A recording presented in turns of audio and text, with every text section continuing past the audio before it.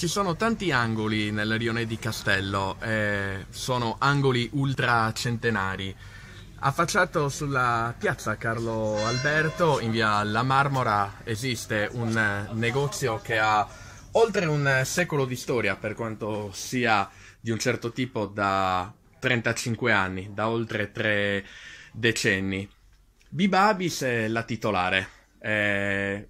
Ovviamente una memoria storica del rione di Castello. Come Qual mi è lo piace, stato sì. di salute del rione? Grave, decisamente grave. Cioè, purtroppo stiamo assistendo ad una rinascita su tante cose e ad un decadimento sul quartiere, perché siamo isolati. Ascensori che non funzionano e Pollicino, che era l'unico taxi del quartiere, chiamiamolo così, perché i nostri anziani lo prendevano per potersi spostare, per poterlo prendere devono arrivare in Piazza Indipendenza, perché per una misera, forse 30 centimetri di sporgenza che c'è su un'impalcatura messa dal comune, il Pollicino non passa più. Questo è un E negozio storico, questo, prima di essere quello che è gestito da te a livello di merce, è sì. stato un alimentari Questa proprio vecchio stile. sì, una vecchia bottega del signor Benigno che ho avuto il piacere di conoscere anni fa, è un signore meraviglioso, sarà centenario adesso, ma so che è vivo e spero stia benissimo e spero di rivederlo perché mi ha raccontato tantissime cose su questa bottega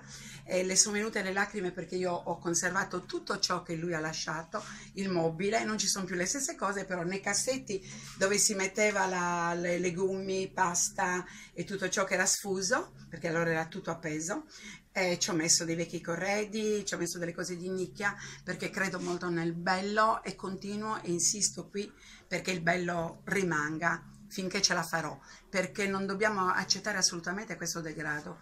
Qui non abbiamo negozi, aprono e chiudono i pochi che aprono, purtroppo. Prima c'era vitalità perché si faceva il mercatino, non si fa più niente. A livello qui alle 5 della sera, ora come inizierà a imbrunire, sarà la morte civile, non viene più nessuno. Mi reputo fortunata perché vengono, perché esisto e questo è un premio che mi porta a tenere veramente ancora la bottega in un certo modo.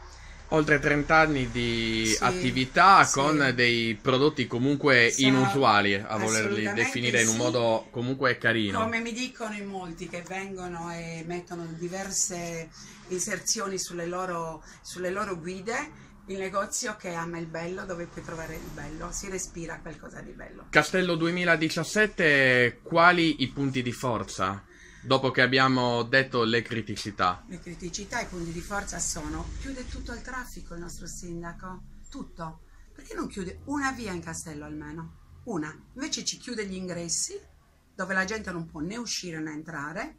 Per fare il giro e venire in Castello deve fare il giro del mondo, per cui non arrivano più. Qui la gente non arriva, non ha il mezzo per poter arrivare, non si può parcheggiare. Allora chiudiamo perché c'è già una rotatoria naturale, si diceva dal periodo di De Logu.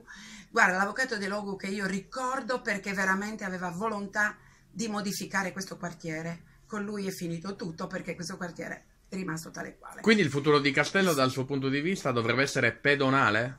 Non tutto, pedonale, ci sono gli abitanti che sono venuti qui che vogliono tutte le comodità, li capisco, però nei centri storici non si può avere tutto, ci vuole la fluibilità del passaggio, del quartiere. Loro possono certo parcheggiare, vuotare la loro merce come cioè si fa a Santa Maria in Trastevere, una vita che è chiusa al traffico. Io ci vado spesso perché ci vive una figlia, e lì si entra, si lascia quello che si deve, ci si abitua e ci si educa. Qui non vogliamo capirlo, perché come non passa il vigile rimettono le macchine e questo qui non è giusto, perché ognuno di noi se ama veramente il quartiere, questo non lo dovrebbe fare. Io amo troppo questo quartiere per dire che ogni tanto mi viene voglia di abbandonare, perché realmente però lo amo veramente ed è amato da tutti i turisti che meravigliati dicono: perché c'è questo abbandono?